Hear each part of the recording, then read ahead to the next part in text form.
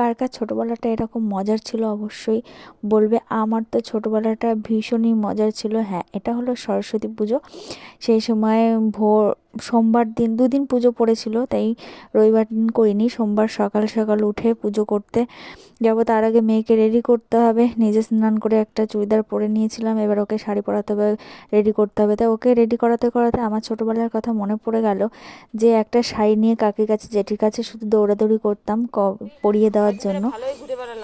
এই যে আমাদের পুজো শুরু হবে, মানে শুরু কি, গোছানো শুরু হচ্ছে।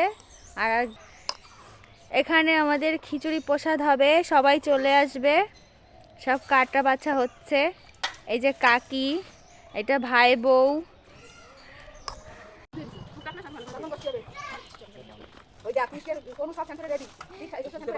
খয়ের মালা গাঁথা হবে এখন। দেখো মাথাটাও আঁচড়াতে পারিনি, সকালবেলায় উঠে এত কুয়াশা মনে হচ্ছে রাত হচ্ছে, বুঝতে পারিনি, দেরি হয়ে গেছে ঘুমতে ঘুরতে, এখন মাথাটাও আঁচড়াতে পারিনি।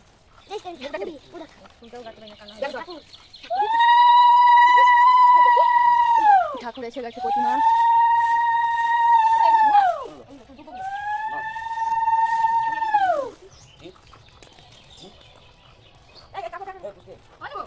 দেখলাম না, ঠাকুর ভিডিওই করছি।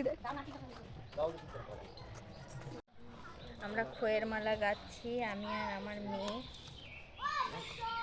হয়তো দেখাও ক্যামেরার দিকে, স্মাইল কর। আর এদিকে দেখো কত ঢং শাড়ি পরে, আমরা এরকম করতাম। ঠাকুর মশাই বেগ দিয়ে আসছে, আস্তে আস্তে আস্তে, ঠাকুর মশাই আস্তে আস্তে, ধীরে ধীরে। এইবার দেখো, তুমি কিন্তু ভুলভাল মানতে পারো না, কিন্তু বিদ্যা বুদ্ধি এমনি কমে যাচ্ছে। এই যে পুজো শুরু হলো, এই যে আমরা সবাই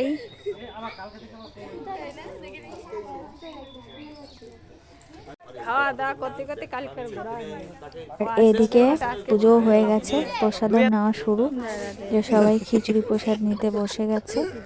এর আগে ভিডিওটুকু করতে পারিনি। আর কিছু পাচ্ছি না তো, মারতে পারতেছি না এখন। আমার দিদিরাও এসেছিল, এই যে চলে যাচ্ছে। ভালোভাবে যাস, সাবধানে যাস।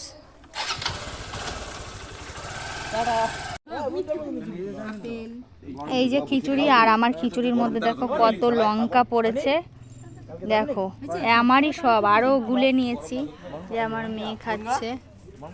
দেখো, এই যে আমার মা। টাটা।